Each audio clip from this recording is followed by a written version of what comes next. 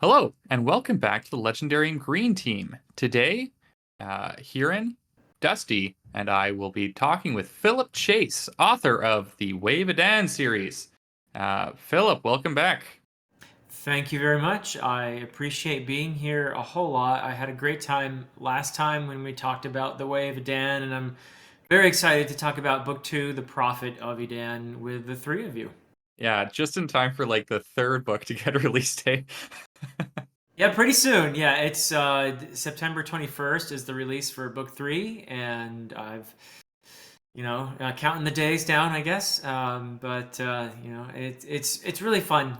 It doesn't really matter to me when I get to talk with people like you about these books, and it's just a lot of fun for me. So I really appreciate it. Yes, it's so much fun talking with you, and might I just say, none of these covers have missed so far for me. I love the coloring on them especially. Yeah, That thank is you. something, Yeah. yeah.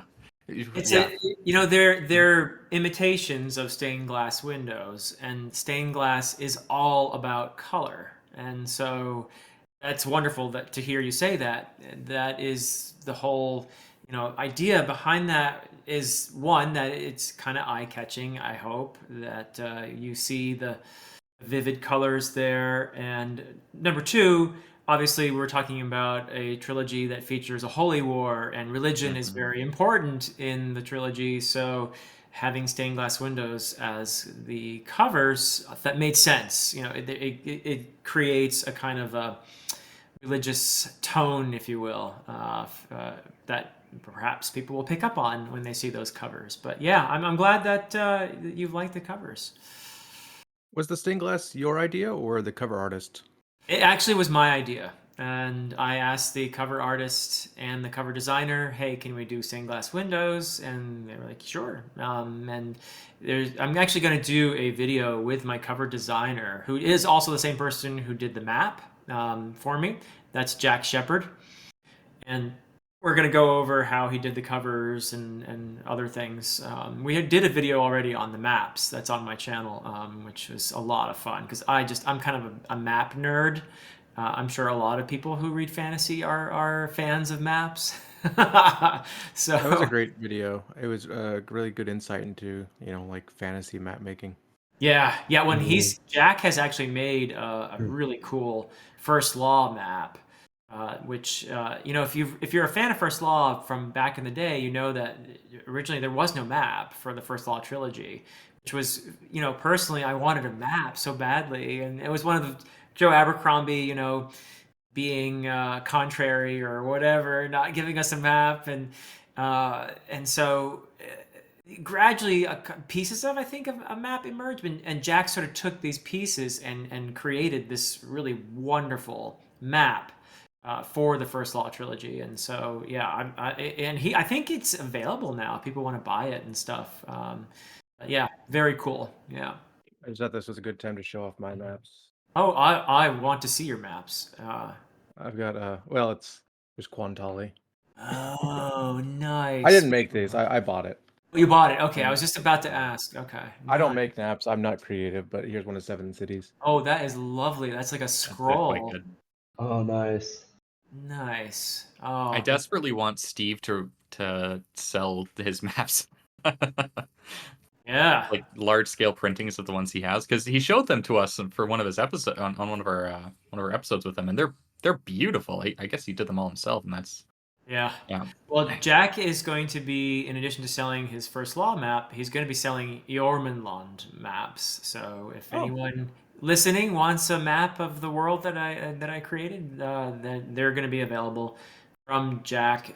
He's Tall Shepherd on Twitter, and you can find him that way, Tall Shepherd. But yeah, Jack Shepard is his name. You probably could find him that way too. But yeah. okay. Uh, oh, how did you choose the name Jormungand? So this is you're gonna make me nerd out here. I want. That's Good. why we brought you. Okay. So Jormung in Old English is a cognate with the part of the name of the Midgard serpent, which is Jormungand. I And see. that just means Huh. Jormung in both languages, Old Norse and in Old English, simply means vast. something like big, So I thought Jormungand is it's the name that the peoples in my world who are inspired by Germanic cultures, whether they be Old English, Old Norse, or just like Proto-Germanic, it's the name that they came up with for this continent when they first came, because they came from a bunch of tiny islands and icy places and stuff like that. So then they were like, whoa, look at all this land. Jormungand, right? So that's kind of where that comes from. Yeah. That's really cool. Yeah, like I that. mean, there's a lot of Old English and Old Norse and even some Welsh and Nepali little winks here and there that I have fun with. Like, there's the river Ea, which goes by Torhelm. It actually, in Old English, Ea simply means river, so it's like the river. Huh. It's funny how that happens in second languages all the time. It's like Yeah. the rivers here would be like Edogawa, and Gawa just means river. So when Yep. people say Edogawa River, it just means Edo River. Like that's true for almost any time that you put something into another language. Yep. IT. Maybe well, probably half the time. Yeah. So I had fun with the names of places and things like that.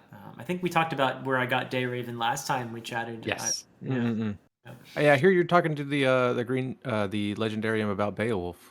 That is correct. Yeah, I'm very excited for that discussion. We are going to be chatting about Beowulf, and I know that Tolkien, of course, is an important figure for the Legendarium, and so Tolkien was very, very, very inspired by Beowulf and wrote one of the most important essays ever, maybe the most important essay ever on Beowulf, which is Beowulf, the Monsters and the Critics, which really did change Beowulf scholarship for the better in many ways.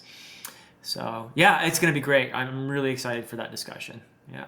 Well, now we're on the topic of language. I know you listened to our episode. We got some notes from Panda, so thank you for that. But I just want to say thank you for writing language in a very believable way. But I said this in the episode, and whenever I'm reading a book, it's always something that kind of bothers me, in that I think most authors only think in English or whatever language they're writing in, and they don't consider like coming at things from a second or a third language perspective, and they don't consider the origin of words. Well, I guess some do, but they don't consider how difficult or how impossible it is to understand a second language, or translating between two languages, or they have like the common tongue, which always kind of drives me a little crazy. Yeah. I mean, I know that there are common tongues, but like it's not like everybody knows this, and it's usually might be used by traders or something. But it's just a very convenient way, and I don't think that you did that. And thank you. Oh, well, thanks very much. Yeah, I do have the Northern tongue, which is the kind of the language of trade in Jormungand. But yes, I love languages, and I speak a few. None of them very well, except for English, I guess. But I'm fascinated by language acquisition, and there is a certain scene. We're doing spoilers now, right? Or Yes. Yeah, Yeah. Go for it. Let's do all spoilers. So Wait. there's Hey, a scene. if you listen, sorry, Go ahead. I just wanted to say, if anyone's listening to this without having read the book, read the book. It's really good. Yeah. Sorry, read Philip, the book. go ahead. Absolutely. Yeah, read it. Thank you, guys. Yeah, thanks very much. Yeah, so it's not really a big spoiler anyway. It's just a scene where Dayraven is learning High Andumaic, which is a scholarly old form of Andumaic, which is a lot of important manuscripts are written in, a lot of histories, stuff about magic, etc. It's not the language of magic. It's just this older form of Andumaic, and he's being taught by Sequara, and she's trying to teach him the different ways to say you.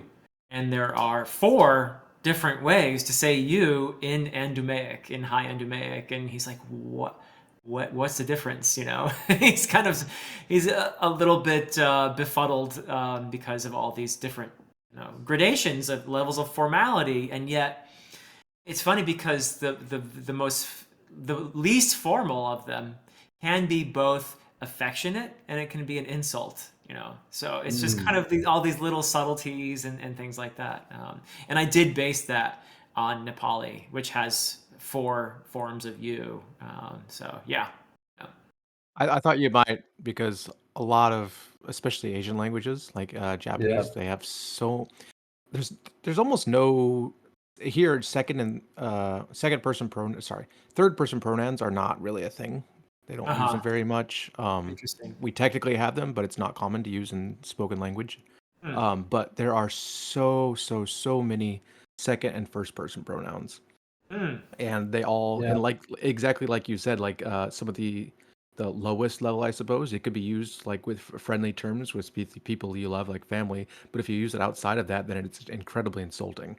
Wow. Huh. Yeah. The, That's pretty much the the same. Nepali and Japanese also have it where you kind of have to guess the age.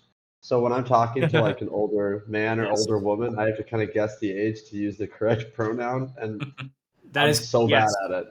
Yeah, yeah. So if you're talking to someone who's older than you need to use a more formal second person. If you're talking to someone who's younger than you are, you can use an informal one. And if they look roughly the same age, you want to go err on the side of a little more formal. I think is the sort of the Hmm. general thing. But But yeah. is there only one for someone older than you? Because there's three different ones for someone older, depending on if they're like an older brother, they're like an older uncle, or like your grandpa's age. Yeah, no, I'd say there are two at least that are for someone Okay. who's older than you. One that is very formal and respectful, and then one that is just everyday formal and respectful. Oh, So, cool. Yeah, here age is important, not as important as most, I think, other like Confucius inspired countries. But more it's like just social standings, so to speak, like teachers or doctors or bosses and that kind of thing. But of course, if someone's like really old, you still just be really polite. But I think either way, you're just kind of polite to everybody. You don't know anybody anyway. For sure.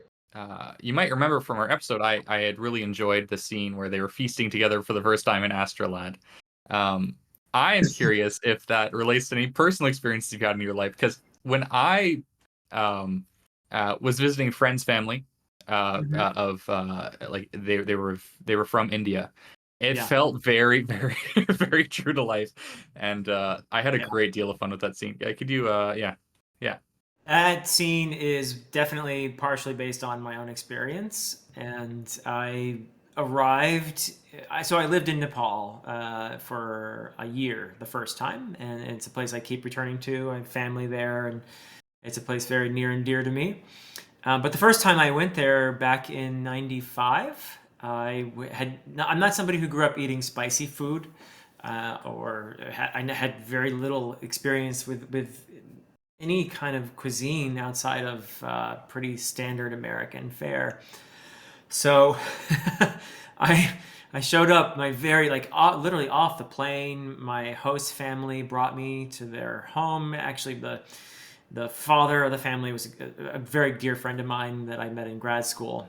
So they brought me home, and my friend's mother-in-law had made this elaborate meal, and they had already all eaten. So it was just me sitting at the table with the four of them sitting around the table, just kind of looking at me, just kind of maybe to see how I would. I mean, they're wonderful hosts, but I think they wanted to see, make sure everything was good with me. But I did feel a little self-conscious. Well, and so I just started eating, and then I thought, oh, this is really good. But then my face started getting red, and I started, getting sweaty. And finally, I think one of them noticed maybe and said, well, is it okay? Do you like it? And I said, it's very good, but it's hot. So that scene in when Dayraven and Gnorn and Orvindil and Abin and the others first arrive in Asdralad early in the Prophet of Edan is very much based on my personal experience of not being a very now today, 30 years later or whatever, I'm a pro. I can eat nice, hot, spicy food now. So yeah, proud to say, yeah. Mm-mm-mm. Excellent. Yeah. You don't want to Nice. be that foreigner who can't handle his spices, right? Right, that's Yeah, right. it's funny how in North America we don't really have okay. In Canada, the United States, we don't have very much spicy food, and in Hey, East Asia, it's a whole different world. wait. What's more American than Mexican food? Hey. But I am from Vermont originally, while you can get nowadays, even in Vermont, some probably good Mexican food, I just did not grow up eating anything like it. So yeah. Mm. Yeah, I went to a Korean fried chicken restaurant a couple months back, and their food was excellent and very spicy. It's the kind of spicy that I really like. And I came back a few months later, and yep, now they have mild options on all their dishes. Uh-huh. Yeah, for the amateurs. Yeah. Yeah. Um, I think we all, when we were talking on our episode, we all mentioned how this does not feel like a middle book at all. No. Especially considering the ending and how we all just assumed that the end of book 2 would be like the book of book 3. Could you tell us about your process and your decision, and I mean maybe not what's going to happen next, but I don't know what you were working with and against. Sure. Yeah. Now, I think of the three books as essentially being, if you wanted to put it in terms of the hero's journey, particularly in regard to Dayraven, but not only in regard to Dayraven, you could think of the first book as the departure, right? Leaving the familiar behind, leaving the womb, right? The second book is then transcendence, the transcendence of oneself in order to become something bigger, to become more connected, to accomplish some goal. And then the third part, the part that I think usually gets neglected in fantasy, is the return. And it's important. It is something that Mm. appears in many, many, many myths. And it is very much a part of the entire hero's journey, because it is through the return that the hero comes back and transforms, having been transformed themselves. They come back home and they help to instigate a transformation of where they're from, and that's important. Mm. And so, but I also, in the title "Return to Edan," I'm obviously alluding to that, but there are other meanings to the word "return," particularly when you consider that Edan is the name of this divinity, if you will. Although there are other characters who have a different way of looking at it, such as Galdor. You guys had met Galdor in the Prophet of Edan, so I love Galdor. I like Awesome. him too. I like Galdor a lot. So he was fun to write, actually. So yeah, so basically, those are the three parts to me, and the third book, while we're on the topic, to me anyway, I don't know how other people are going to see it, but to me, it is the most. How do I put it?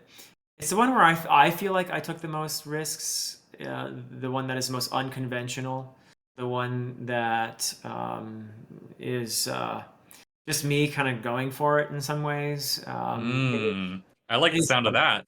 You're yeah, whetting my well, appetite. it's not, to me, it's not as fast paced as the Prophet of Edan, which I think many people have found the Prophet of Edan to be faster paced than the Way of Edan, the first book. Mhm. So, and that's deliberate. I wanted the second book to be more action oriented, to be the kind of like fallout from what happens in the first book, where things really get rolling at the end of the first book, and it just continues. I hope, that's my hope. It just sort of continues right from the prologue of the second book. So yeah, and then the third book, I deliberately, at least for the first half or so, slow it down.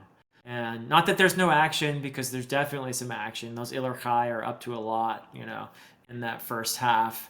You met Munzil in this book, and Surt and all those dudes. So they have their ambitions. So that's going on, but there's a lot of stuff that it's me exploring and playing around here. So we'll see how that goes down with readers. To me, the third book is actually the most emotionally impactful. This is going to sound really absurd, but I cry reading my own book. It's kind of stupid because I know what happens, but it's the third book that makes me break down. So, and I hope that happens for readers. Who knows? Who knows? I have no idea if that's going to happen for readers. But for Well, me, the third book is the most emotionally impactful. It'll probably happen for Huron because he's really easy to make that happen for. Okay. It's true. But I fully expect to have strong emotions. Let's say returning to Astrolad. That was a real twist of the knife you put in there, just Yeah. having the Oh, entire yeah. island be ravaged. Man, not Yeah, nice. sorry. Not nice. Sorry. My favorite spot in the series. If I were going to retire in Jormungand, I would want to retire in Azralad before the Torlanders got there. Yeah. Yep. But yeah, no, I feel kind of bad about that. You should. Queen Yeah. Faldir wasn't. She seemed like a perfect monarch to me. Yeah. Yeah. It was Yeah. very unexpected. Faldir Yeah. and Urd as well in that particular Mhm. battle. So yeah, that was tough. That was really tough. And in some ways, I felt awful doing it. In other ways, it's something that happens a lot, of course, in fantasy and myth, where you had these younger protagonists like Dayraven and Sequara, and they do have, just like with with your parents, you feel when you're younger and you have parents that you're protected from the world somehow, that they're there to shelter you, Mm. and when you get tossed out and you lose those mentor figures, then it's kind of time to grow up, so that's kind of what happens there. But and it also, I think, affects both of them deeply. Hopefully that comes across. I didn't want this to be a book where people die and then there's just no revisiting that grief, and that happens a lot in fantasy, I think. Yes. So I wanted to come back to that repeatedly, and so and with Gnorn, who lost his brother, I opened with him, having this dialogue with his brother, and that's his way of dealing with this grief. So I want to portray consequences in the trilogy, and hopefully that comes through. Yes, it definitely did. Especially with the culture as that's what got me the most. Is just this beautiful, precious culture that was there, and it was such a contrast to the rest of Jormungand. And they get the short end of the stick, and it's like it feels really tragic to have that lost. Let's say. Feels very true to history. Yeah. Yeah, that's a does. great point, actually. Yeah, how many times does that happen in history? And it's not the conquered who write that history either. So we usually get the people who do the damage. The Torlanders are the ones who are glorified, right? In the history books. So yeah. I would say that the Prophet specifically has a lot of incredibly memorable moments. The Fall of Astrolab being one of them. But the one that gut wrenched me the most was the death of Dayraven's father. So Uh-huh. thank you for that. Yeah. Oh, That was man. just a tragedy in like every sense of the word. And then the grief afterwards and just the Yeah. misunderstanding. So That thank you. that felt like a real old style tragedy to me. Yeah. Thank you. Yeah. Thank you for saying that. Yeah, that's straight out of Old English. They loved having these conflicts where a father ends up somehow fighting against a son or something like that. In this case, I didn't want to do too on the nose with a father-son thing, so I did Orvandil and Edgil, Dayraven's father, and it was awful because Orvandil didn't figured out who he was in the middle of it and did Yeah. not He want couldn't to stop. do this. He couldn't. It's not who he is. It's not the nature of that. That's not how it works for someone like him. So yeah, that was awful. The part that I felt myself kind of emotional about was when he holds Edgil, when Orvandil holds him afterwards, and Dayraven is just arriving, and he's saying, "See, they're up there. There's your son," and he's on top of Gorsarhad, the dragon, and arriving, and knowing as he's up there in this, just about to basically lose himself to the elf, knowing that all this is happening below him, and that his father is dying there. Yeah. So yeah, I'm glad that worked for you. Sorry. Yeah. This is something that I want to see more of in fantasy these days. Yeah. It feels to me like there's been a lot that's lost with modern fantasy. Like sometimes things like there is a doom upon things. It seems to me, and stories are really good at conveying this. And I think modern fantasy doesn't have a sense of doom to its characters and its events. And this was really cool to see. I want more of this. I want. Yeah. I am very excited to see whatever else you write in the future. I hope you write more in the future because, Thank like, you. yeah. Cool. So- Yeah, the other tragic moment in that battle for me anyway, on a personal level, was Galdor losing Oh yeah, Arnor. that hurt. Yeah. Yeah. That was for me, and such an important assertion there, because Bledla's eyes are opened in that moment because he kills Arna, and trying to kill Galdor, but Arna gets in the way. And what Bledla first is in shock and thinks, why? He doesn't understand even, and then he understands, and then he's pissed, and he realizes, Yeah. and he says, "You perverted him," to Galdor. And maybe one of my actually personal favorite lines in the whole thing is when Galdor just counters and said, "I loved him," So It was a good scene. It was a really good Yeah. scene. I thought But you were there gonna say as the well tragic. as the what was that? Who goes? You, Dusty. Go ahead, Dusty. Yeah, go Mine Dusty. was a joke. I thought you were gonna say that the tragic part was that they didn't kill Erkenwald. Ah, Oh, yeah, he's still around. God, Yeah, that guy. but of course, Bledla is, that was. Hopefully, I surprised a few people with Yes. the Bledla thing. Yep, Yeah. yep. Yeah. yes. It was awesome. Good. Yeah. I mean, in a way, I hope you also feel, in addition to being surprised, like you could see it coming too, Mhm. like in hindsight, because that was sort of something I was setting up right from the first book. They've never really liked each other much, and Erkenwald is, I mean, in many ways, Bledla is a stand-in father figure for Erkenwald, and he's always resented him for that. So, yeah. And Oh, to I just remembered the scene where Erkenwald strangles his wife to Like- death. oh my, Uh, that I was didn't well written. That That- was yeah. one of the that most was- intense things I've read in a while. That was a very difficult scene to write. That was very difficult. And I was almost wondering, did I go too far here? No. No, No. that was it just worked. about perfect, I think. Yeah, Yeah. it was. Yeah, I mean, his whole, of course, he's in a whole world of denial about what he is and in his own cowardice, and he's trying to compensate for that in so many unhealthy ways. We could call it toxic masculinity, I guess. But Hey. yeah, he's a pretty messed up guy, and that is a moment where I feel like that moment explains him in the third book more than any other, probably. And I'm very eager to see what you guys think of what happens with him in the third book.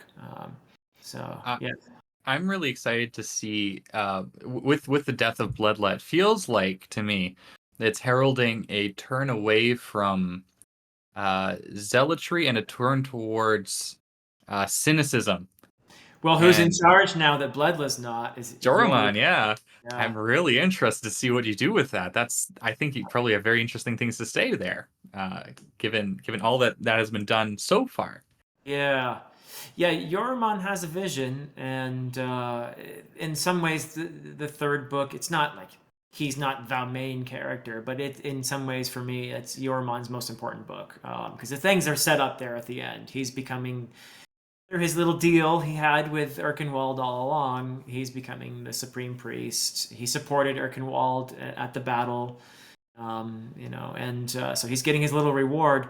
Let's see what he does with it, in that third book. Yeah, he has his, as you know, he has his pretty big ambition, conquer mortality, right? Mhm. So, yeah. Thank you. He's my favorite priest character. I mean, I think they're all incredibly interesting, like we said in our first discussion. But yeah, he's certainly the most intriguing to me, I think. Yeah. In our first discussion, we all kind of agreed that Dayraven was fine.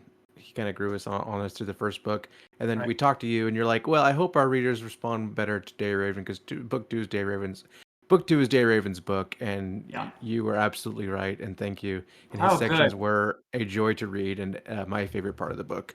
Um, Great. I'm so and happy to hear that. Yeah. his struggles and his learning, and even his relationship with Sequara Yeah. and their consummation, and finally his enlightenment and Mm, quest. The enlightenment was I could go back and I might just read that chapter again because that was amazing. that was my favorite moment of the book. Yeah. Yeah. Yeah. Yeah, I tried to strike an almost mythical note with both that particular moment of his enlightenment and also when he meets Gor Sarhad and has this Mhm. dialogue with her, the dragon. That was And cool. That was really it's a, cool. it's supposed to be an epic, transcendent, mythical moment. And obviously, there are heroes in myth who talk to dragons. You can talk about Sigurd, the dragon slayer, and Tolkien gives a nice little nod to it with Bilbo and Smaug, in The Hobbit. But there are a few rules, like you don't want to tell a dragon your name, and the dragon, there's power in a name, right? And the dragon's trying to basically entrance you, and if it can, curse you, right? If you kill a dragon, you get its treasure, it's going to curse you, right? And that's going to be a bad idea to hold on to that treasure. And usually that treasure spells the hero's demise in one way or another. That's how that usually goes down in those old myths.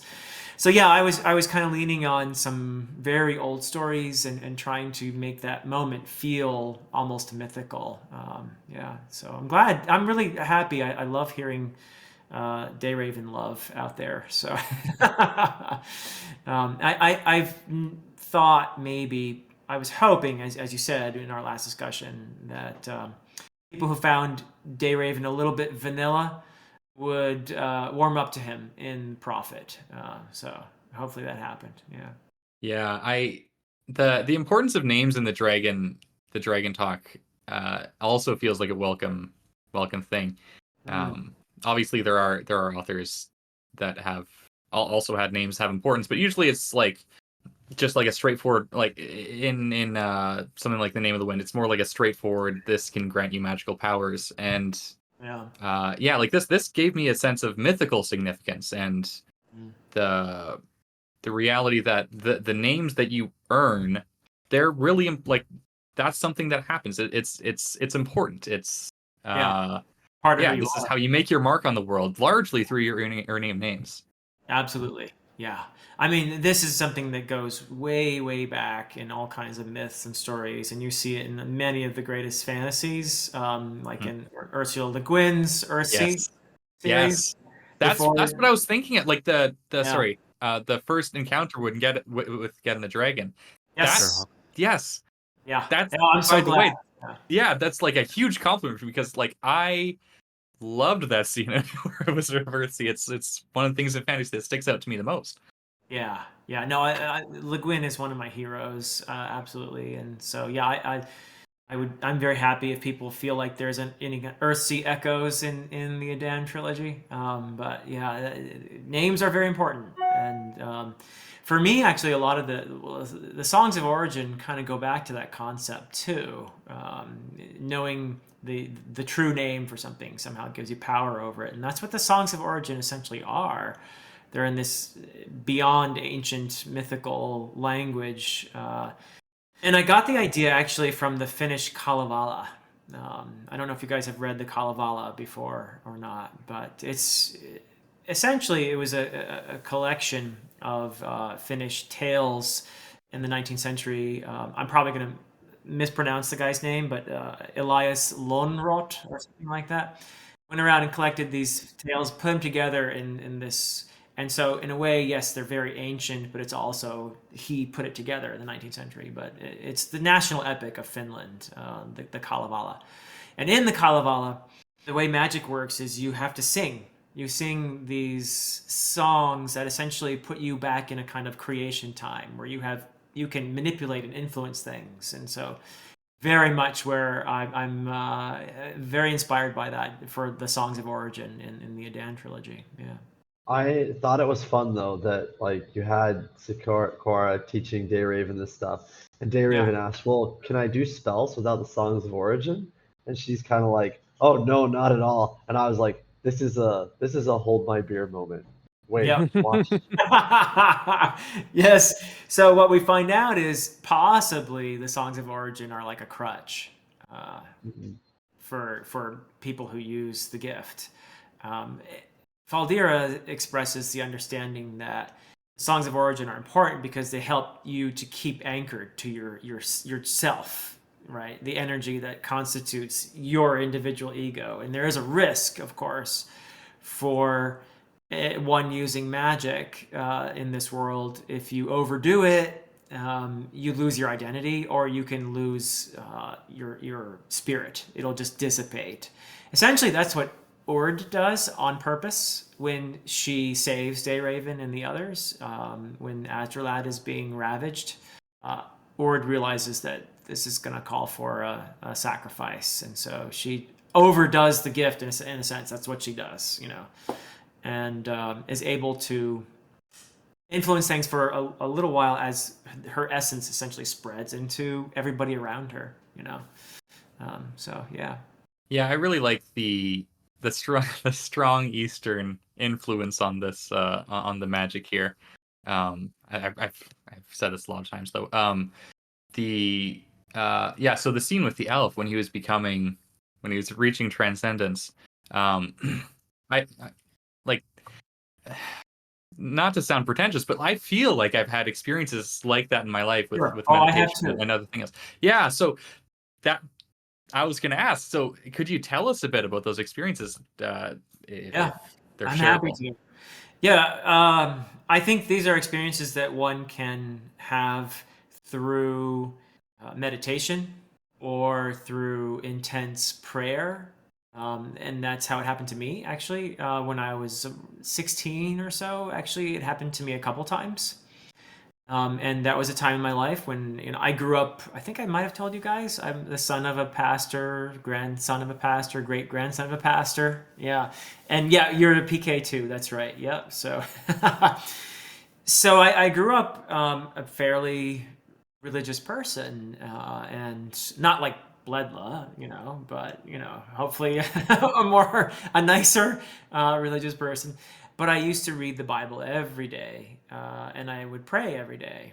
And I would try to pray for half an hour, or at least that's a long time to maintain your Hmm. concentration.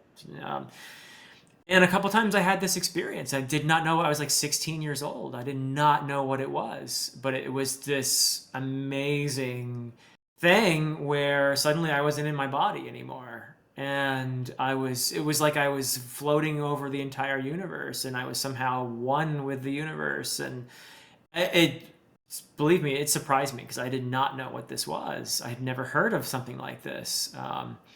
And it was just so blissful and at the same time kind of scary because I didn't know how am I going to get back here? It was really something. It was really crazy. Now I'm pretty sure that people have done studies on this kind of experience. A lot of people have had this. Like I said, it happens through meditation, through prayer, or other means, I'm sure. But there must be something going on in the brain when that happens. I haven't read up a ton on it, but I almost don't want to read up on it because I don't want to know the scientific explanation for why this happens. I'd rather just think of it as an incredibly beautiful spiritual experience where you do feel a sense of connection to the world and to everyone around you. And I think that's something that's part of it. It is this idea that I hope is very present in the trilogy. The idea of transcending oneself and connecting to people, and that is very much people have observed that the magic is empathic, and that's very much related to that experience, this intense feeling of bliss and love and connection, and transcendence of the self, and the realization that in a way it's a kind of a paradox, but you realize how small you are, but how you are part of everything. Hmm.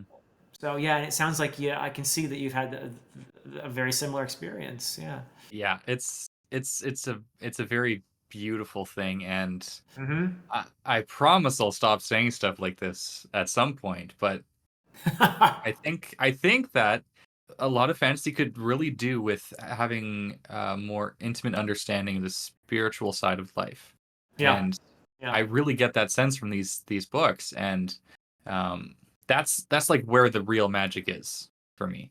I agree. Yeah. Yeah. It's kind of what I think was motivating me to explore all this, really. That same conviction. Yeah. Does psilocybin give that effect? Yeah. Okay.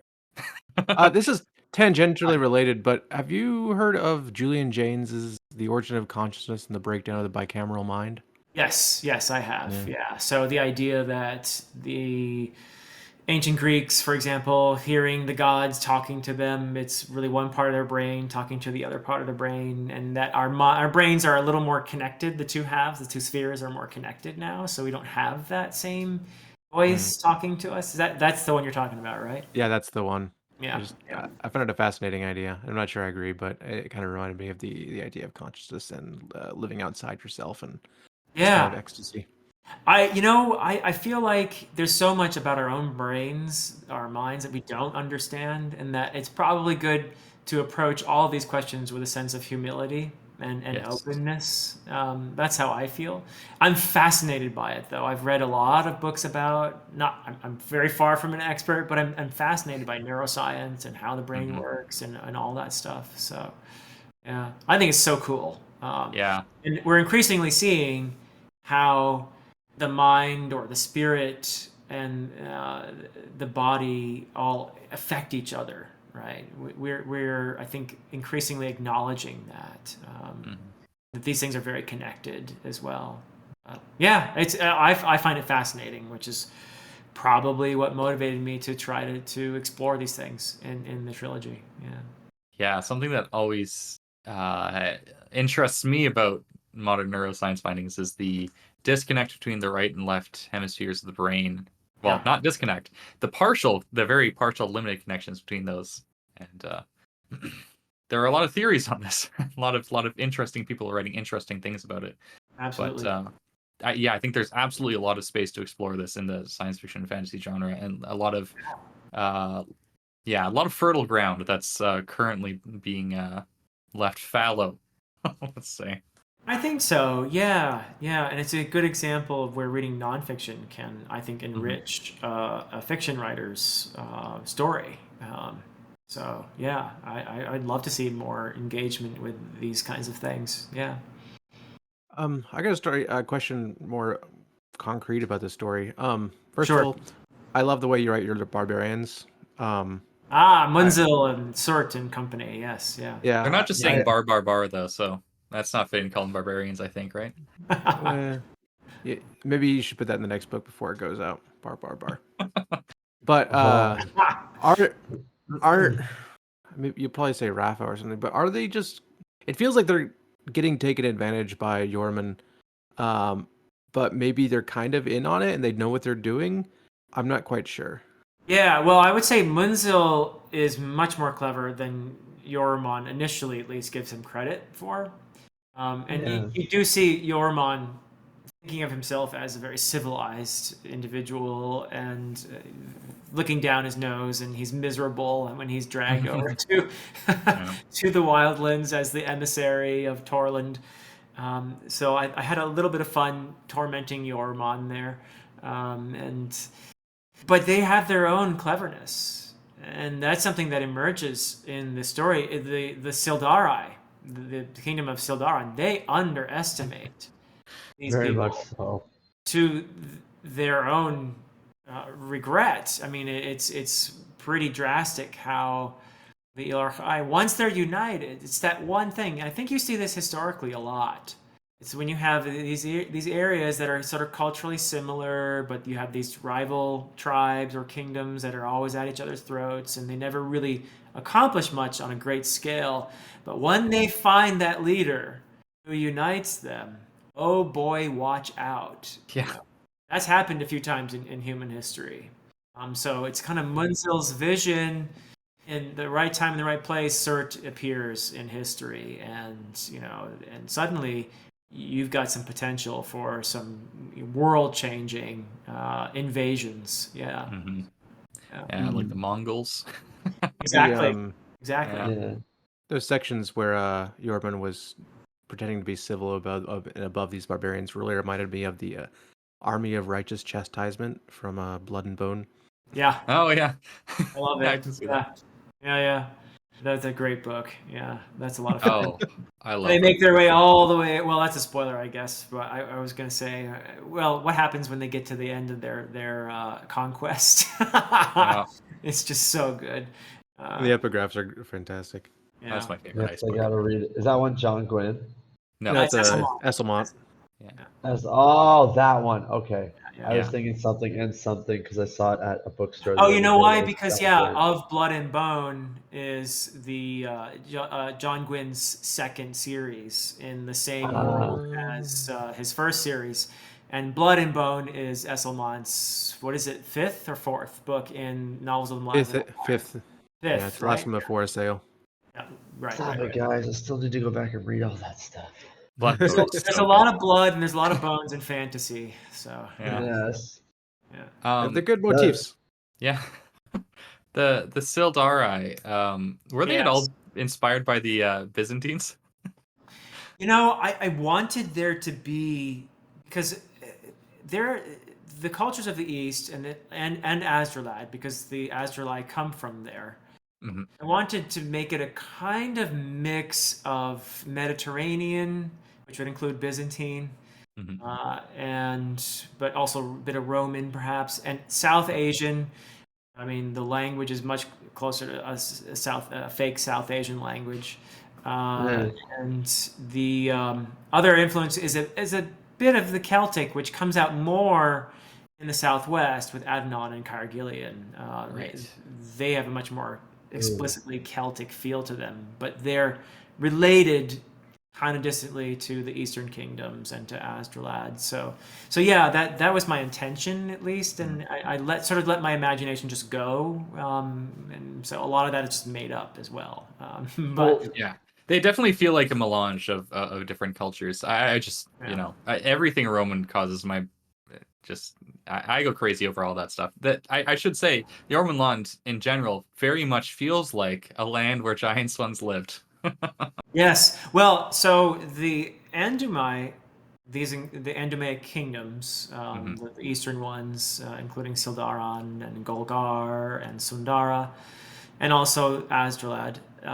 There's a history there. I heard this whole history, which you see snippets of it here and there, and probably not too many people care. But but they arrived in that continent about a couple thousand years prior to this story, and they were fleeing a major disaster in their previous homeland. So they have a history here.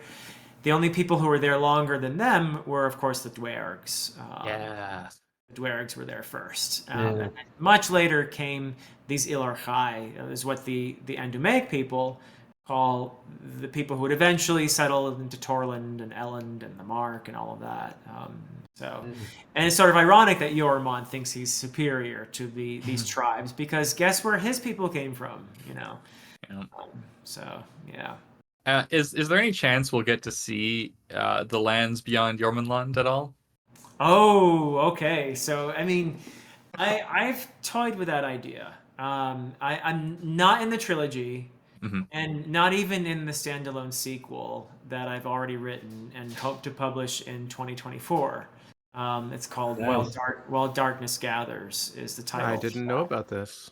Yeah, that's all written. I want to show it to AP, my developmental editor, and have him go over it, give me some feedback, and hopefully get it out sometime in 2024. But I do not venture beyond Jormungand in that book either. But I was thinking about certain characters in that book venturing beyond Jormungand. So funny you should ask. Yeah, That's an exciting proposition.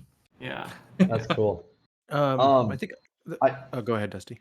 No, I'm sorry. We moved really far past it, but I just wanted to say the wall never falls, and then having the perspective from the one guy of oh my god, this Kevon. is really scary, but Yeah. yeah, we'll be fine, and then turning around and realizing that they've been surrounded by this people they've enslaved. Like that part was awesome.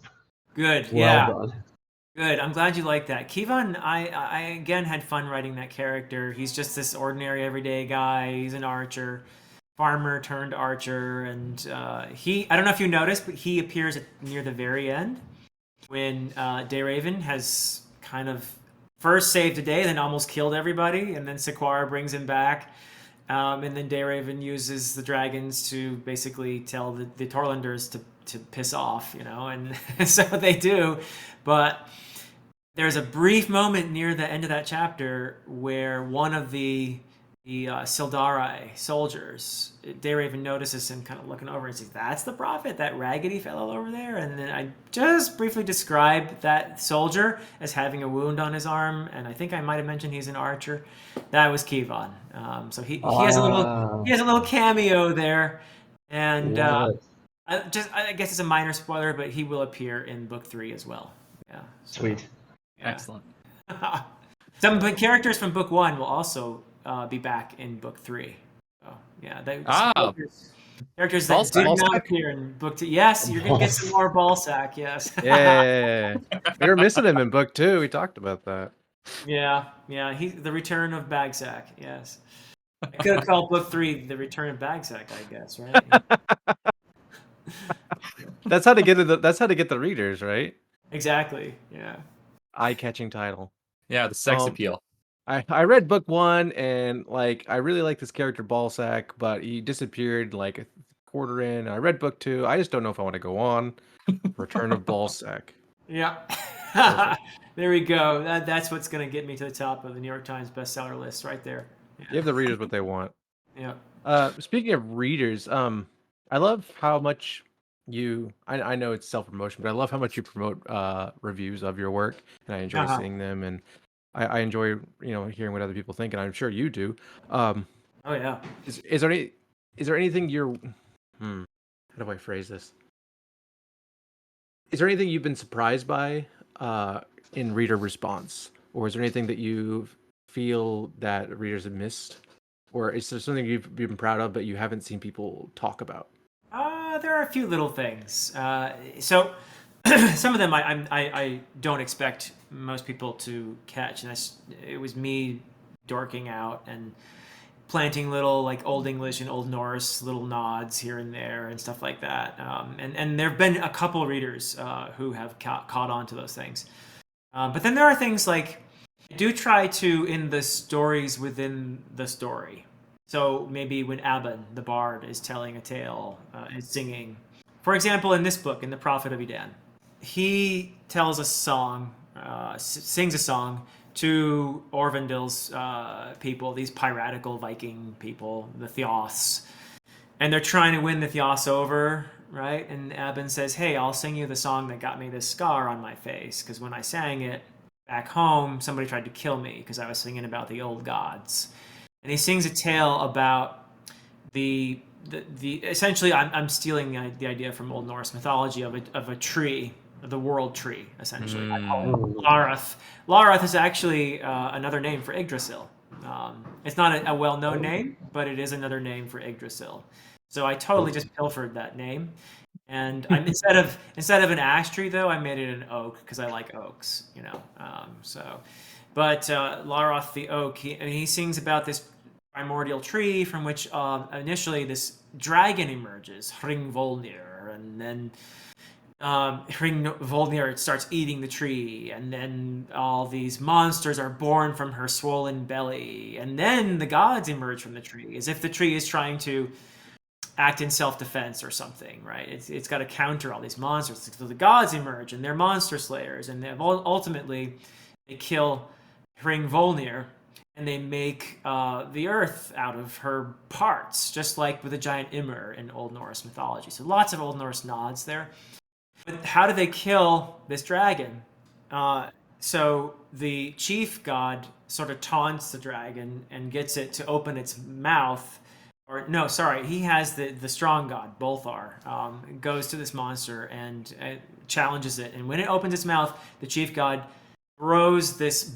Essentially, it's like a bolt of lightning. It's a special weapon made by the blacksmith god for this purpose. And he throws it into the dragon's mouth, and it explodes the dragon, and it its pieces go everywhere, and the gods make the earth out of it. So that's a little bit me playfully foreshadowing something that happens later in the story itself, the story proper, which is, of course, you might be guessing already, an event that happens during the battle where Orvandil gets his new nickname, right? Yeah. He throws a specially made weapon made by Gnorn, a blacksmith, into the dragon's maw, into its open mouth, and and then there's that whole sequence of combat. But Orvandil becomes Dragonbane, right? In that moment. So I was kind of like playfully foreshadowing that sort of thing. I totally caught it. I know everything about Norse mythology. Nice. I love it. I love it. Yeah. So yeah, so those, you also go ahead. I was just saying you also answered why Dayraven achieved enlightenment underneath an oak tree instead of a fig tree. Or a banyan tree or whatever. Yeah, I mean, it was. Yeah, I like oaks. So yeah, but I wanted that tree to be an echo of the world tree, which he sees in the course of that vision as well, right? As kind of like this giant bar of light, and all these galaxies are being born inside it, and trying to duplicate that experience I had when I was a 16-year-old. Yeah, echoes are very important in your work, and I really appreciate that. The themes of resonance, kind of like music, and cycles repeating and being changed, and continuing onwards, and then seeing the start of the next cycle. Yep, exactly. That's always very interesting to me. If you ever want to put in a story resonant with how Odin loses his eye, that would be excellent. I like that one too. Oh, good one. Yeah, at the Well of Mimir. Yes. That's probably my favorite religious tale, I think. It's just so good. Yeah, well, the Havamal in the Poetic Edda is this gnomic poem, this wisdom poem, where Odin explains all that, and the wisdom he got from this, also by sacrificing himself to himself. Oh, yeah, on the world tree, that's good stuff right there. That's really good stuff. It is. Yeah, that's I don't know. There are very few actual Norse pagans out there, I think, if there are any. But I think there's still a lot of power and wisdom to be gained from these stories. It's a shame we don't know more of them. Yeah. Well, thank the Icelanders for the ones that we do have, because they're the ones that wrote all this stuff down. Without the Icelanders, we wouldn't know much at all. Yeah. Yeah. So yeah, lots of Old Norse stuff in there, but lots of Buddhist and Hindu stuff in there, and I think you guys have caught on pretty well to a lot of my influences, and hopefully it all gels and makes sense. I was just gonna say that's like that. It all makes sense next to each other. It's a beautiful fusion, and it never feels jarring going from one culture to the other, even though they are quite different. To me, it very much makes sense that these all exist in this world. And while the Wave of Edan is the prevailing by the dominant force here, it's very much not the only one, and they still have to reckon with other ones in very real ways on philosophical and material levels. Yeah. Well, going back to, I can't remember who made this comment, but it was to the effect that what happens with Dayraven and Sequara. I'm hoping that works. I'm not a romance novel, writer, so I was nervous about that, frankly. How is this going to go over? Is this going to be too cheesy?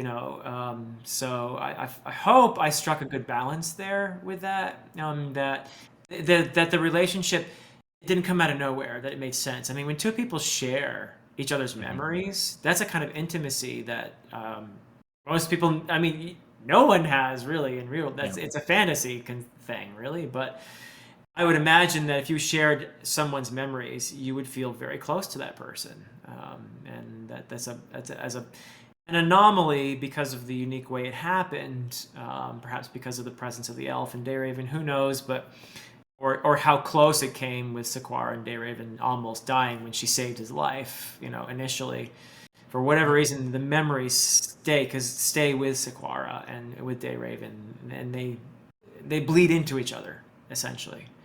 I think, did we talk about this in our episode? If we didn't, then yeah, like it totally does. I was apprehensive at the start of the novel that it wouldn't work because I've seen this go wrong so many times. Yeah, it's easy to go wrong. Trust me. Yeah. Yeah. And this is one of the things that I think of when I, like earlier I said that things feel like they have kind of a doom to them, and when they're having sex finally, that felt like to me like a moment heavy with doom. Not necessarily in like a negative sense. It's just this is a fraught, kind of tragic, beautiful little thing. And yeah, it totally did work for me. And I'm not a romance reader, but yeah, I totally buy. First of all, Dayraven being interested in Sequara, but also her reciprocating that at the end, and that's that's rare. For I am a romance reader. I don't read a lot, but I do seek it out sometimes. Uh-huh. And yeah, it worked for me. It really did. And it's because the strong characters and a strong character bond. But most of all, I think it was the beautiful language. Uh-huh. Yeah. And the way that they share and they're coming together. I think that's why it worked. And I definitely have different tastes than most romance readers, but personally speaking, it really worked, and I thought it was beautiful. Thank you. Yeah. The scene that he had with Galdor beforehand, I think, was what really tied it together for me. Like Dayraven going into this, knowing that this is gonna be a tragic thing, but embracing it anyways. Yeah. I really like that. Yeah, because you cannot. I mean, read Stephen Erickson's "Toll the Hounds," which is to me the single greatest exploration of how love and grief are intertwined ever written. I mean, I just think it is a brilliant book, and how grief and love, you can't have one without the other. You cannot have love without grief. It's inevitable. And that's what both of them go into this knowing. So, and Sequara, it's interesting, or I think it's interesting, but is this not like just because they do consummate in a physical way their connection with each other, that is no reassurance of the future. At the end, Sequara still doesn't know. I don't know what I'm going to do with you because I need to go back to Astrolad. I need to if there's anything left to save, I need to go back there and help my people. That's my duty. So her sense of duty has not disappeared. And she knows that she just bought herself a lot of pain in allowing this to happen. And so does Dayraven, because he knew he was going to have to probably say goodbye to everybody in the process of giving himself over to the elf in order to accomplish what he needed to accomplish. So, yeah. So I hope that was a poignant and effective moment. So cool. Yeah. Getting the thumbs up. Yeah. I by no means felt confident about writing it. It was something that I had to work at, and I'm glad for you three at least it worked pretty well, and I've gotten some good feedback from other readers too. So yeah. It was a very pleasant surprise. I'll Good, yeah. Theirs is a very spiritual connection, but I don't think personally that. So we tend to in the West have this dichotomy between the body and the spirit, and I think that's a mistake. I think that our bodies and spirits, whatever spirit is, are intimately connected and affect each other. So for me, the spiritual connection that they already share is not so dissimilar from the physical consummation that happens between them. So I hope it came across as beautiful and not gross, No, yeah. Yes. And it was a deliberate that I yeah. did it right after the chapter where Erkenwald kills his wife. I mean, it's like they're very much contrasts. They're very much juxtaposed, those two scenes. Yeah. And each made better by the presence of the other. Yeah. Yeah. Hopefully. Yeah. Yeah, I agree with you. There is a tension in the West, and I'm totally with you that I think it's a mistake. But yeah, it's behind, I think, a lot of the pain that a lot of Westerners have inflicted on the world. This dichotomy between body and spirit, The idea that, well, there's going to be an afterlife where everything's okay, so we can totally screw up this world, you know? Yes, it's something profoundly cynical about the notion of life after death. Right. Yeah, that's a great thing from a lesson as well. Yes, indeed. Yeah. So. I guess so you come across as a very nice and wholesome guy. Oh, that's good. So the reason I bring this up is in the books you were clearly very comfortable going to very cruel and dark places with your characters. Yeah. How do you find that balance? Is it just like you have a dark side of yourself, like Dr. Jekyll and Mr. Hyde, and this is just the only way you can express it through Erkenwald? Well, I think AP would tell you probably something like that, right? My nemesis. You know, it's funny. I think I might have said to you guys before. If I didn't say it to you guys, I said it to someone.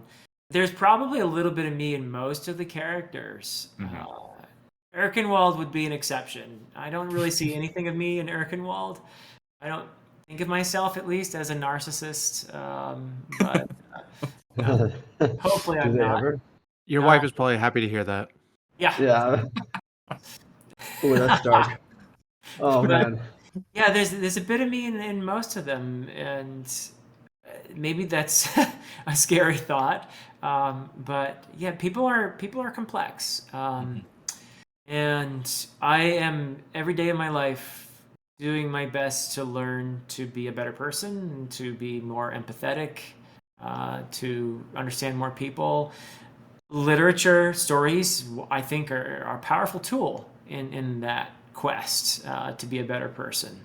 And I think that part of literature's job, not that every story has to do this, but part of literature's job is to be very honest about some very painful things, to directly encounter certain things that are painful and perhaps in a fantasy setting might be a little bit easier to wrestle with, you know, with that bit of psychic distance.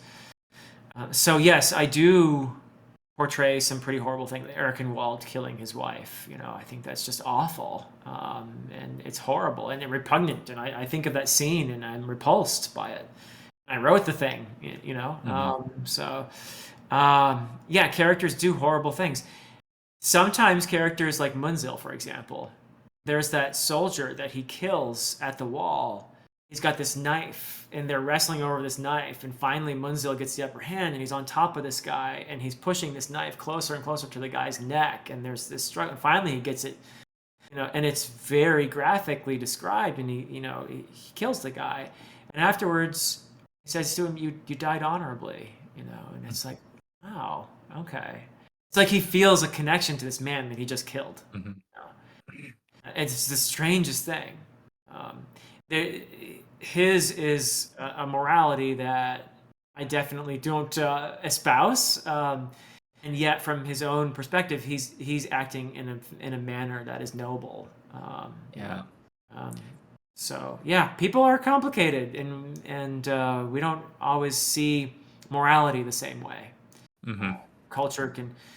There are certain things that seem to be fairly universal, but then, you know, I think our lens when it comes to morality is definitely shaped in many ways by the culture we grow up in. And whether or not everything we're doing is to fight a doomed battle against Ragnarok, eh? Yeah. Yeah. Even Bloodknight thought he was doing the right thing. So you know. Yeah. For me, the most monstrous moment of the book is like when they take Astrolad and Erkenwald's just like let his soldiers just ravage the land, and he does it so casually and so easily, and clearly he's projecting his own stuff out into the world. But I had actually originally written because you hear about that in a flashback, essentially, when Erkenwald's back in Torland. I had originally written scenes of that and decided, you know what, that's too much. I can't do this. And so I took those out. I actually had written some of that and thought, no, I just can't do this. So yeah, there's a certain point I'm not willing to go beyond, I guess you could say. but the atrocities that they commit, and this is something that happens in war Yep. all the time. And Mhm. I'm not saying that in a way, I hope I don't come across as judgmental, because I don't know what I would do if I were in that situation. I don't know what I would do if I was afraid for my life every day, and even more afraid of being a coward. Like Orvindil observes in the first book, when Dayraven asks him, "What's courage?" and Orvindil answers, "Courage is when you're more afraid of being a coward than you are of dying. Essentially, you're more afraid of shame than of death." And that's what I've read accounts like Tim O'Brien's The Things They Carried. And he's the guy I got this idea from, essentially. And he portrays the soldier's greatest fear is, the fear of dying is vast and it's always present. But then there's the fear of shaming oneself, and that's what keeps you in that situation. So there's that constant tension that's going on there. And so, yeah, what would I do if I were put in that situation? I have no idea. I have no idea what I would do. But there are many examples of, I think, soldiers of various times and places who have gone on a rampage as a vent. All those spheres exploding and coming out in this primal rage. And all kinds of atrocities committed in the course of that. So that's kind of what happens on Astrolad, really. Yeah, and I think it's actually somewhat more effective because he didn't write those scenes. Because I at least feel like I can totally I know what happened. Yeah, And yeah. that's why it affects me so much. It's just Probably you're right. Yeah. Yeah. I do get. I thought I was perhaps being a bit unfair to the Torlanders in the first two books. So one thing, as a little tiny spoiler, I'm going to try to give more of a Torlander perspective in the third book, besides the priests. So a little bit of that, just a bit of a soldier's perspective, perhaps. But yeah, so because there's no group of people that's entirely evil anywhere. Even though we have these narratives that of good guys, bad guys, there's no group of people that's entirely good or evil. So yeah, it's always more complex, and everyone, when put into a certain cultural context, probably would be surprised at how different things would be for them. Yeah. You don't know what you would do if you were in that situation. Yeah. So, well, thank you very much, gentlemen. Really, on really that cheerful note. Yeah. Yes, thank you very much, Philip, and the Dusty and Hurin. I'm Ash. We'll be coming back again very shortly for Return to Edan. And until then, good night, everybody. Bye-bye. Bye-bye. See ya.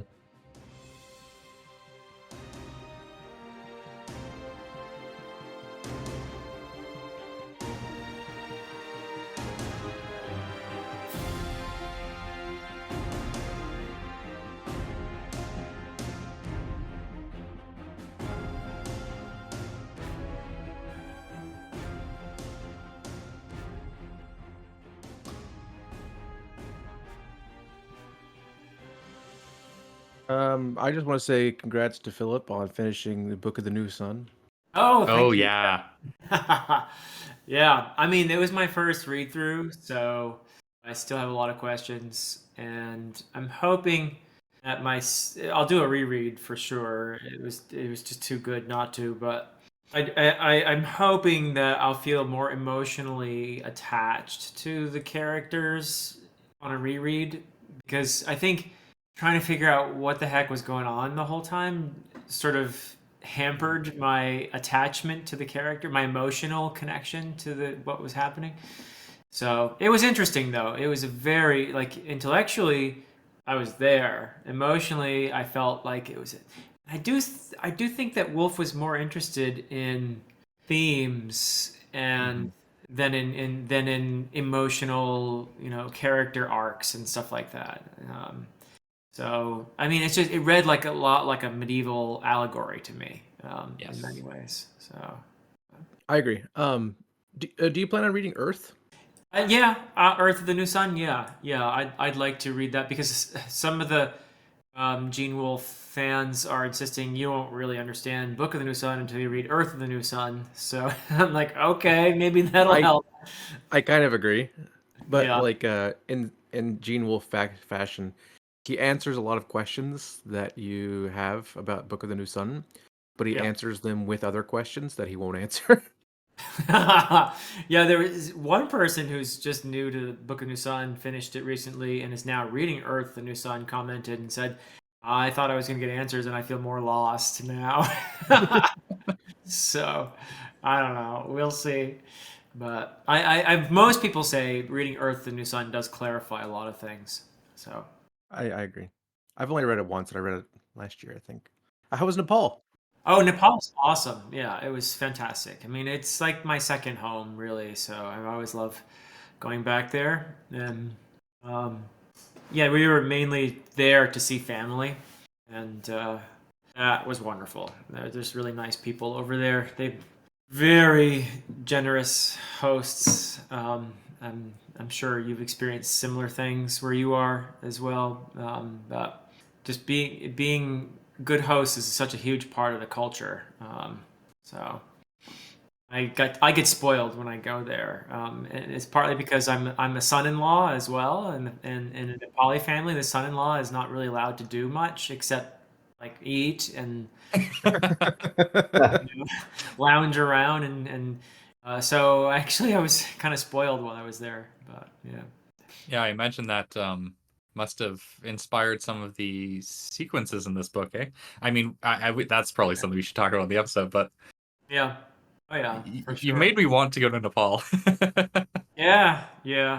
It's a beautiful country. They're just the landscapes but the people are the best part. Yeah. How we call it? I don't know, Dusty, do you want to talk about anything else? You guys hit most of the stuff. I had my little comments about what I thought was awesome. So, yeah, Um, Went for a good hour at least, I think. So. Yeah, it was I'm great. a little sure over. that we could go for longer. I'm just conscious of your time Oh, and Dusty's sanity being waked early. okay, cool. Yeah, no, that's great. This was fantastic. I really want to thank you three. I love talking to people who've read the books. It's really nice to talk to people who enjoyed them, especially, but I just love talking to people who read them, and I appreciate you taking the time to share your thoughts and ask me questions. And you guys are doing a great job with your podcast. Thank you. Yeah, Thanks. it's really great having you on. We love talking with you. Yeah, could talk for I'm sure hours. Absolutely. Maybe Yeah. Uh, maybe in the Malazan episode. yeah, Hey, and I That will really happen. appreciate. That will Yeah, happen. good. I really appreciate, like you said, how clearly this is obvious with everything you say, everything you do. Like you are you've made the effort to educate yourself on like a wide variety of topics, like a real Renaissance man. And Oh. I think it deeply enriches both the conversations and the books that you write. And Do you paint? tip the hat. I draw. I used to draw a lot. I painted a little bit. I can't say I'm that great at painting, but I got pretty good at drawing at a certain point in my life. Yeah. And he called you a Renaissance man. I know. uh-uh. I also don't play. I play a few musical instruments, but none of them particularly well. So yeah. Neither Well, it's me. subjective, right? Yes. Yeah. But no, I'm actually pretty bad.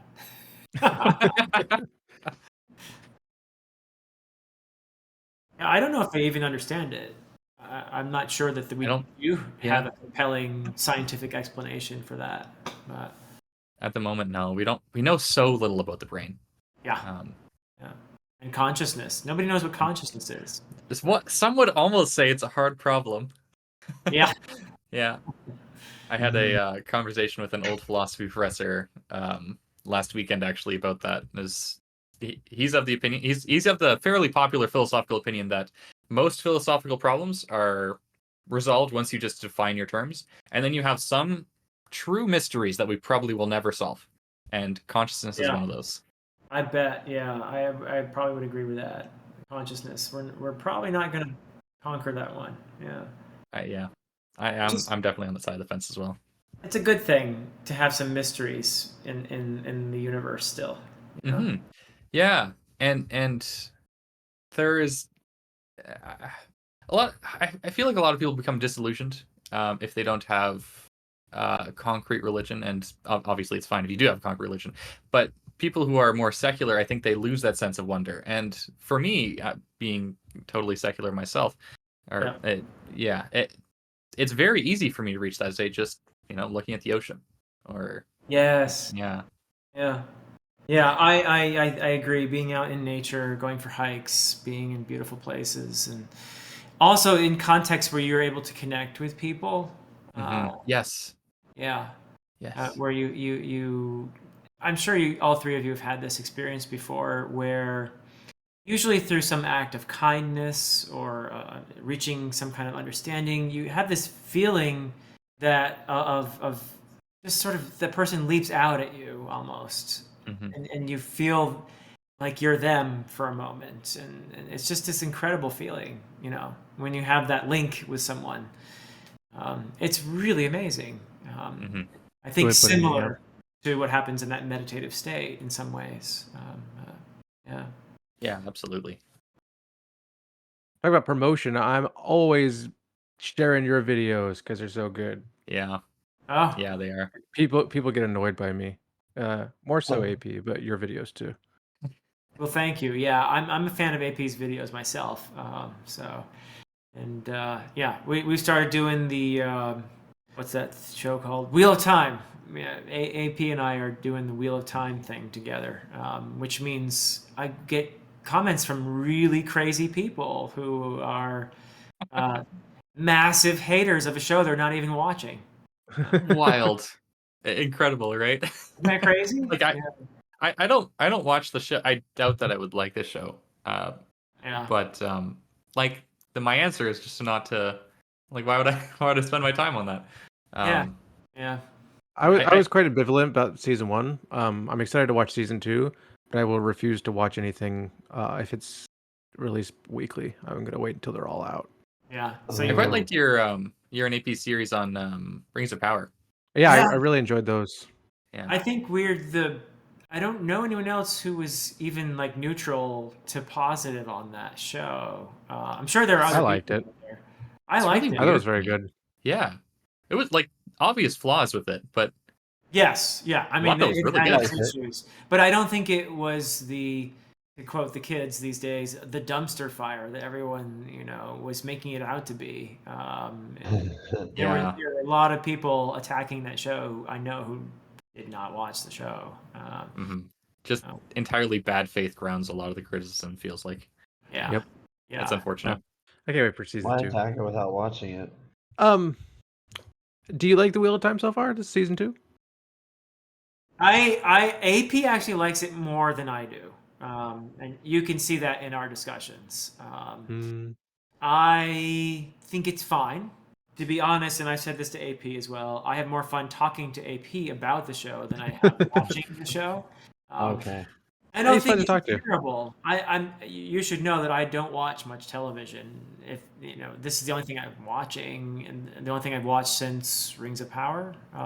So I don't watch Wow. much television, and we don't even have cable or anything here. I just watch it through Amazon.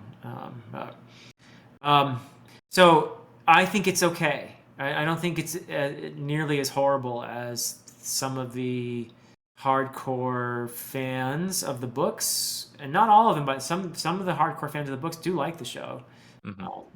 But a lot of them just decided they hated it because it's not exactly. And AP has a lot to say about adaptations and how Yeah, he does. you're not going to have a successful adaptation by reread the books. If you want them to be exactly like the books, just reread the books, right? I mean, they're there for you. Yeah. Adaptation. They're not going anywhere. They're not going anywhere. Nobody's taking your books. It's okay, but yeah, most of the people who watch our Rings of Power and Wheel of Time thing are similar in terms of they're not fanatics. They're not, they haven't made up their minds. They're just trying to keep an open mind and get what they can from it. And the show is doing some actually very clever things. It's doing some really interesting things. I actually recommend listening to AP. We've had 2 episodes we've talked about already. One on my channel, one on his, and each talk is like a little over an hour. So it's like we talk longer than the show is, but I ended up appreciating the show more after listening to AP's take on it. If you do watch the show, I do recommend listening to AP's take. And I'm there too. So I'm the cynical guy. Yeah. The next series I'm looking forward to watching from you is the Vinland Saga one you did with Murphy Napier. Oh yeah, that was fun. That sort of opened me up to manga, and I suspected there were some great stories, but I hadn't experienced any of them. I grew up on comics, American comics like X-Men, Spider-Man. Those were my favorites, but just lots of Marvel and DC, and so I was open to that kind of storytelling. And I know manga's different in some respects, but yeah, it was fun chatting with Murphy. We did Vinland Saga, then Vagabond, and we finished Monster. And now we're doing 2 Year Eternity. Yeah. Totally. I'm gonna have to pick those up so I can watch along. Yeah. Well, the thing about manga is they're very expensive. Yeah, that's kind of what turned me off in the first place. But yeah. Some of them, the anime is pretty close to the manga. Like Monster, I guess, is very close to the manga. The anime is, and Vinland Saga, I think I haven't watched it, but I've heard it's fairly close as well. So yeah. I recommend this one. Nausicaa. What's that? Okay, I can't read the Japanese. It's Hayao Miyazaki's. Have you watched any of his movies? Spirited Away, House Moving Castle. Of course. Okay. Yeah. This is his manga based on, or the movie based on the manga. And this is the manga. It's very, very, very good. That's Spirited Away. You're saying it was based on that? No, the director of Spirited Away, Hayao Miyazaki, did a manga, and this is that manga. It's a 7-volume. I see. Okay, gotcha. Nice. It was his first Ghibli movie based on this manga. Oh, cool. Okay. Huh. Cool. Yeah. So what's the manga called? Nausicaa. Nausicaa. That's the one, eh? Yeah. It's based on the princess from the Odyssey. The name from the Odyssey. Has it been translated into English? Yes. I read it first in English. Okay. And what's it called in English? Nausicaa. I'll write it in the general chat. Wait, is that the Valley of the Wind? Yes. I literally watched that last week. Oh, I have heard of this. Yeah, this has been recommended to me. Yeah. When you said the Valley of the Wind, yeah. Yeah. I guess I should say the Valley Nausicaa of the Valley of the Wind, or Nausicaa of the Valley of the Wind. Okay. Yeah. I don't read manga, but I love this book. Oh, cool. Yeah. You don't read manga, and you're in Japan. I when I was in America, I read and watched anime and read manga, some, like not a lot, but some. And then as soon as I moved here, I just stopped basically. Okay. By the way, I watched some movies. How's your kid doing, by the way? Oh, he's doing great. He's really cute. He's really, really, really, really cute. Like, I know I'm his daddy, but he's adorable. I'm sure you're not biased in any way whatsoever, but no, Ash can tell you he's a cutie. My partner, she is. Whenever she sees a picture, she really coos and says, "I want one." You better stop showing her those pictures. Well, so the thing that I got her a kitten a couple of years ago to kind of quell the urges a little bit. Here we go. But now he's kind of grown up, so they've returned. Whenever she sees a baby out the street, she points them out to me.